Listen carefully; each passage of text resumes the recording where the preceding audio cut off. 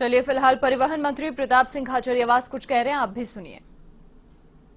तो पूरे देश के विपक्ष की पार्टियों की मीटिंग बुलाती, किसान संगठनों की मीटिंग बुलाती, बात करती, लेकिन केंद्र की सरकार जिद और तानाशाही पर आ गई है। किसान खेत खलियान को गुलाम बनाने की जो साजिश केंद्र सरकार कर रही है, उसके विरोध में राजस्थान की विधानसभा में कांग्रेस पार्टी, कांग्रेस की सरकार ये बिल लेकर आई है। ये हमारा अधिकार है और स्टेट की जितनी गवर्नमेंट्स है, आप राज्यों के अधिकारों पर हमला नहीं कर सकते। ये अधिकार हमारे थे। राज्यों को विश्वास में लिए बगैर जिस तरह का कानून केंद्र की सरकार किसान खेत खलियान के विरोध में लाई, उसके बाद पूरे देश में जबरदस्त विरोध है।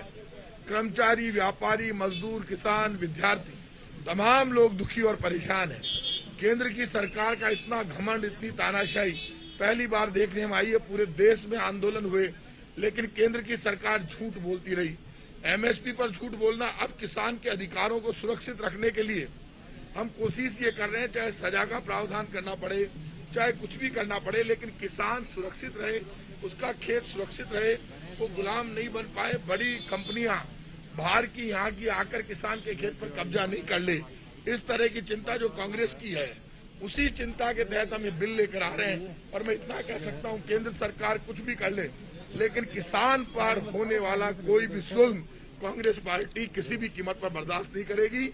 आर पार की लड़ाई लड़ेंगे। बिल लेकर आई रहे राजस्थान में, पंजाब में आ चुका है, लेकिन केंद्र की मनमानी नहीं चलेगी।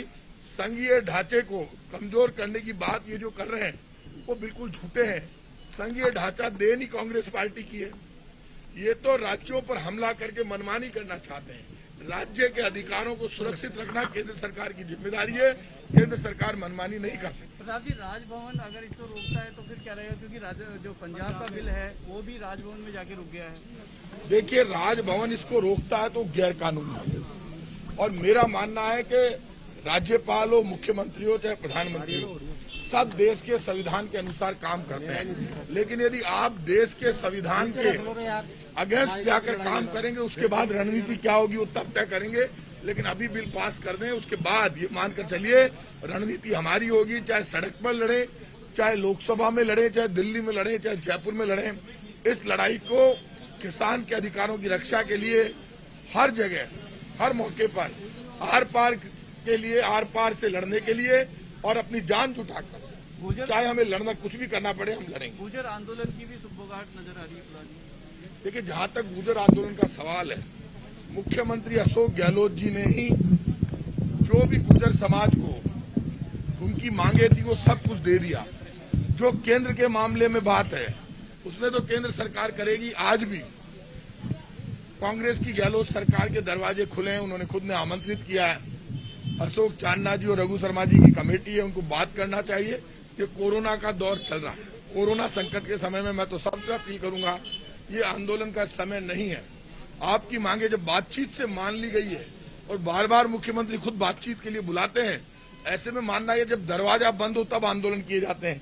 यहाँ तो बातचीत से इतनी समस्याओं का समाधान हो गया। यदि फिर भी कोई बात है तो बातचीत से निपटानी चाहिए। इस वक्त जनहित में, मानव कल्याण के लिए, देश हित में, स्टेट हित में जरूरी है कि कोरोना संकट के समय में आंदोलन नहीं हो। और मुझे पक्की उम्मीद है कि गुर्जर नेता मुख्यमंत्री जी की अपील पर आगे बढ़कर बातचीत करेंगे और बातचीत से समस्या का समाधान हो जाएगा। संघीय ढांचा बीजेपी ने खड़ा नहीं किया। संघीय ढांचा कांग्रेस पार्टी ने खड़ा किया है। महात्मा गांधी, पंडित जवाहरलाल नेहरू, बाबा साहब भीमराव अम्बेडकर, इंदिरा गांधी। तो बीजेपी संघीय ढांचे की बात कर रही है। बीजेपी ने तो देश का लोकतांत्रिक ढांचा ही खत्म कर दिया। पूरे देश में मनमानी, तानाशाही और जुल्म कहीं देखना हो तो केंद्र की बीजेपी सरकार का देख लो। इतना घमंड है कि ना किसान से बात करना चाहते हैं, ना कांग्रेस से, ना किसी विपक्षी पार्टी से। मनमानी करना चाहते हैं। जब जब मनमानी होती है तो सड़कों पर संघर्ष होता है। मैं ये आज कह रहा हूं, किसान विरोधी 3 बिल जो केंद्र सरकार लाई है, वो केंद्र सरकार के अंत का कारण बनेंगे।